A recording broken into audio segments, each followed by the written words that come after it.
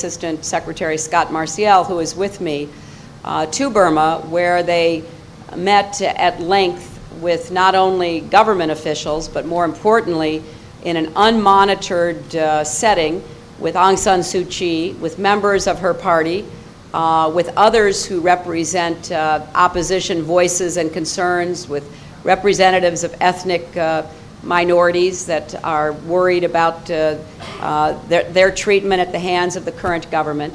We have made it very clear we are not lifting sanctions on Burma, but we are trying to encourage Burma to conduct the kind of internal dialogue with all of the stakeholders, including Aung San Suu Kyi, that could lead to there being fair, free, and credible elections next year. We think that is an essential first step. We are continuing to call for the freedom of Aung San Suu Kyi. We believe that her detention over so many years is baseless and not founded on any concern other than that she is a leader of the political opposition. I don't want to prejudge what the Burmese people themselves, if given the chance, might decide for themselves. But I will underscore our skepticism about an election that does not include all of the people or their representatives who are in opposition. It's up to the individuals to decide who runs and who doesn't run, but there should be no doubt that the United States wants to see an open, free, credible election process.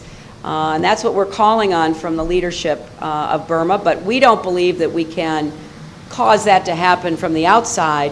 What we want to do, along with friends like the Philippines and other ASEAN members, is to encourage, urge, persuade the leadership of Burma to enter into this dialogue with their own people, to create the conditions for legitimacy that should be apparent when you have an election. And that's what we're looking to achieve. Thank you very much, ma'am. Sure. I was just wondering if is there a commitment made to National Marshal and the Secretary Council regarding is there a plan to release so she will be able to I was wondering if there's a plan to release Suu Kyi so she would be able to participate or prepare for the coming for next year's election. Thank you.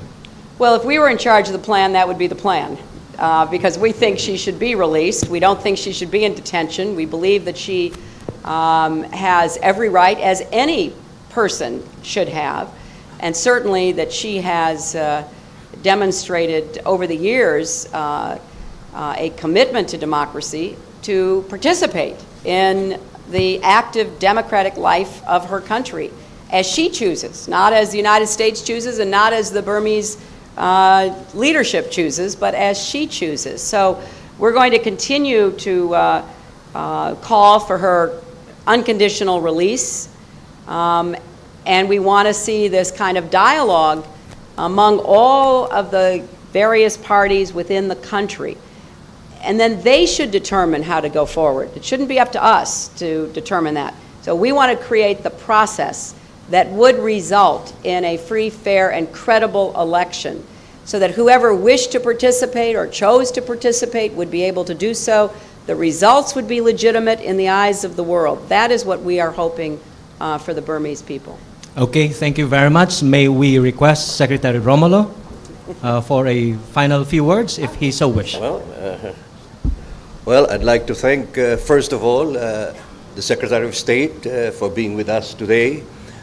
We have had a very fruitful and productive meeting, and I'd like to thank the members of the press, both the foreign press and the local press, for the questions, which I think brought forth productive answers. And I hope that the Secretary will have a pleasant stay here in the Philippines, because, as I said, the Filipinos love her. I told her that there are Hillary fans and fanatics here, and therefore, we are most happy that she is here with us. Thank you, Madam Secretary. Thank you very much, Secretary Romulo. Thank you very much, Secretary Clinton. That concludes our press conference. Maraming salamat po sa inyong lahat.